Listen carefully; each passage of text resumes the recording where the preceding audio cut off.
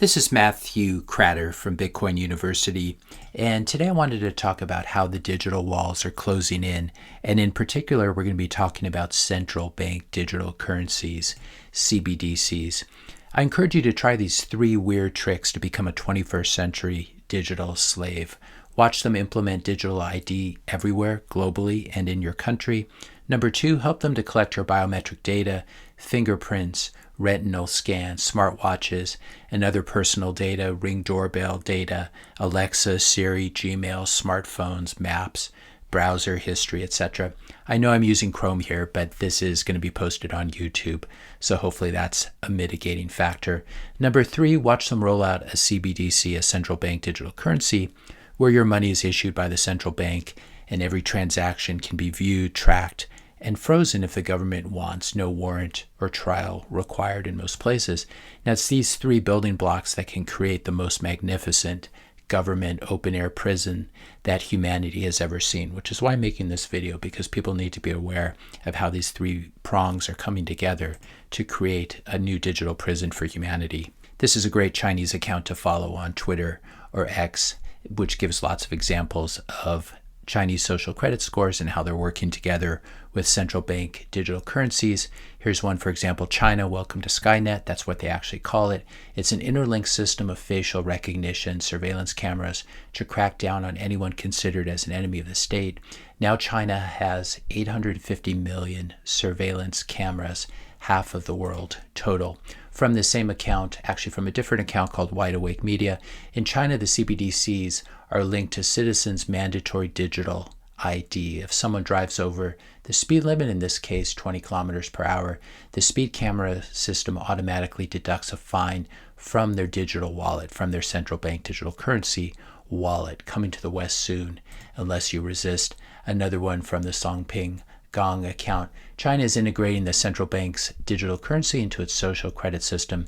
To shop at China's self-service grocery stores, you'll now need a minimum social credit score of 550. So if in order to get a credit score like this, a social credit score like this, you better be on board with all of the government's crazy initiatives. So this is already happening in parts of the world, and I'm making this video because the Human Rights Foundation just launched a CBDC tracker, which I think is very useful. And I wanted to share with all of you some of the statistics from this CBDC tracker as tweeted by Alex Gladstein here. 62% of governments are experimenting with CBDCs, 119 governments out of a total of 193.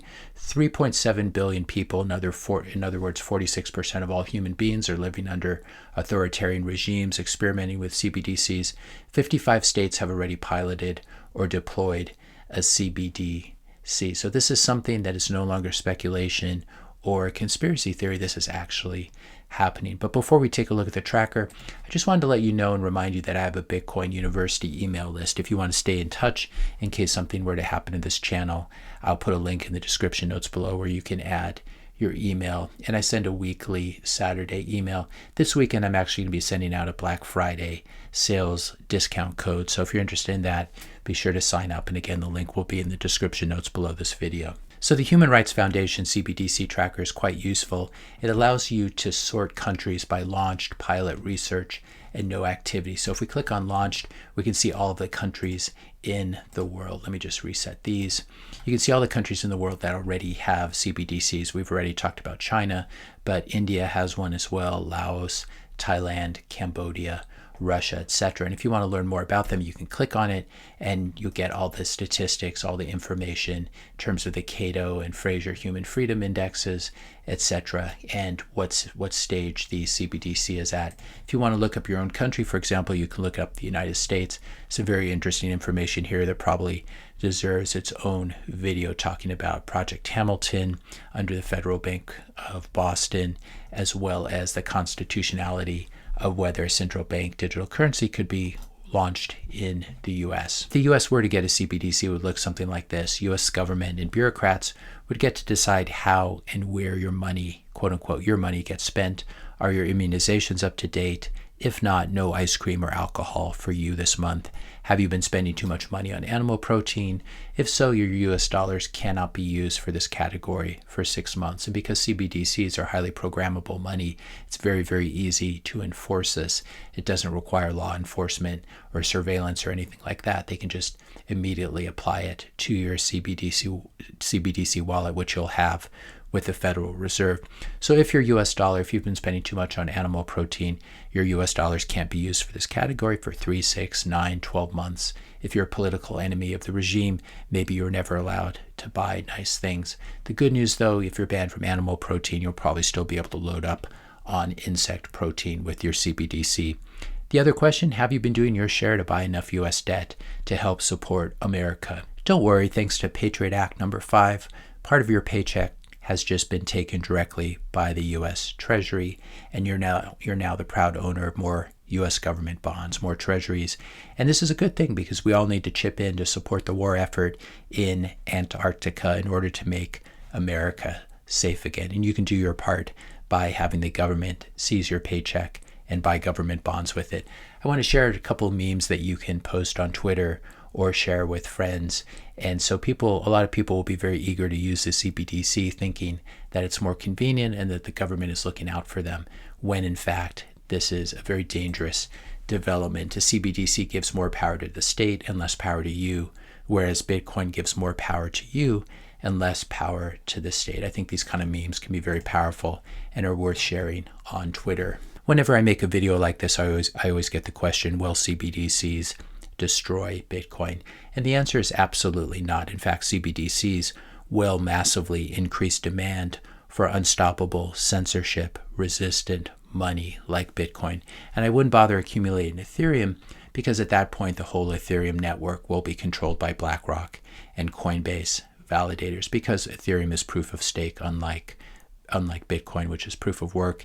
And these validators will be actively working with the US government to censor non-government approved transactions on the network. And this is why proof of stake is such a really, really bad idea, especially if combined with an ETF where you have a custodian, a US government regulated custodian that becomes one of the validators, as Coinbase most certainly will be. The other question I often get is, will CBDCs hurt Bitcoin by programmatically preventing capital inflows from fiat, from CBDCs, into Bitcoin? And I think the answer to that is no, because it's going to be relatively simple to exchange your CBDC US dollars for physical goods and then to trade those physical goods directly for Bitcoin.